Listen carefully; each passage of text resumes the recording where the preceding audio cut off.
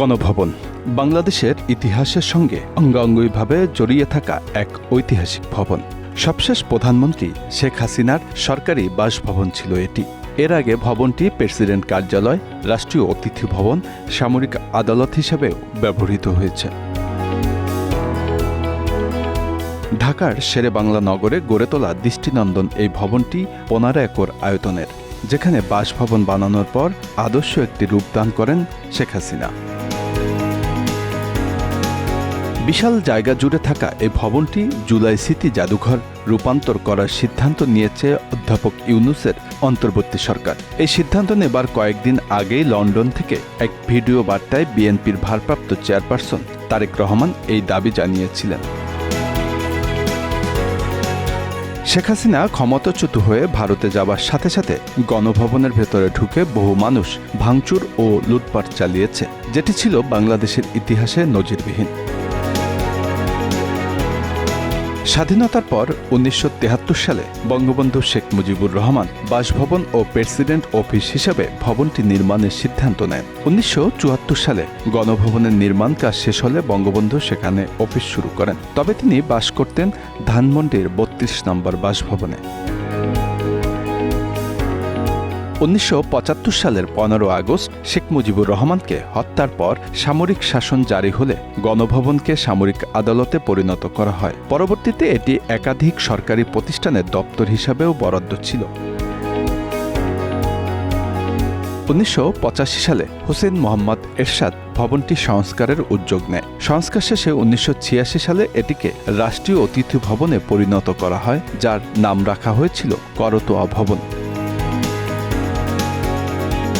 1988 সালে ভবনটি দ্বিতীয় দফা সংস্কার করে প্রধানমন্ত্রীর কার্যালয় হিসাবে পরিণত করা হয়।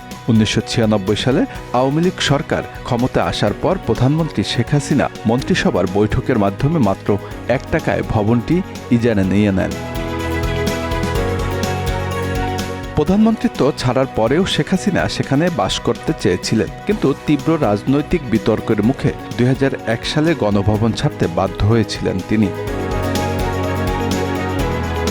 তৎকালীন তত্ত্বাবধায়ক সরকারের প্রধান উপদেষ্টা লতিফুর রহমান সেই ইজারা বাতিল ঘোষণা করেন। খালেদা জিয়ার দ্বিতীয় মন্ত্রিসভা আমলে ভবনটির নাম প্রধানমন্ত্রীর কার্যালয় রাখা হয়, যদিও প্রধানমন্ত্রী খালেদা জিয়া ভবনটি ব্যবহার করতেন না। শেখ হাসিনার দ্বিতীয় দফায় ক্ষমতা আসার পর ভবনটি আবার সংস্কার করা হয়। সংস্কার শেষে 2010 সালের 5 মার্চ এটি বাসভবন হিসেবে ব্যবহার শুরু করেন প্রধানমন্ত্রী শেখ হাসিনা। 2010 সালে দ্বিতীয় দফায় গণভবন প্রধানমন্ত্রী শেখ হাসিনার বাসভবন হয়ে ওঠার পর এটি হয়ে ওঠে ক্ষমতা ও রাজনীতির মূল কেন্দ্রবিন্দু। গত 5 আগস্ট অসহযোগ আন্দোলনের মুখে শেখ হাসিনা ভারতে যাওয়ার পর নিরাপত্তাহীনতার সুযোগ নিয়ে বিশৃঙ্খল জনতা গণভবনে প্রবেশ করে লুটপাট ও ভাঙচুর চালায়। 6 আগস্ট বাংলাদেশ সেনাবাহিনী ভবনটি ব্যবস্থাপনার দায়িত্ব নেয়। গত 5 সেপ্টেম্বর প্রধান উপদেষ্টা ড. মোহাম্মদ ইউনূসের সভাপতিত্বে উপদেষ্টা পরিষদের 5ম বৈঠকে ভবনটি জুলাই স্মৃতি জাদুঘর রূপান্তর করার সিদ্ধান্ত নেওয়া হয়।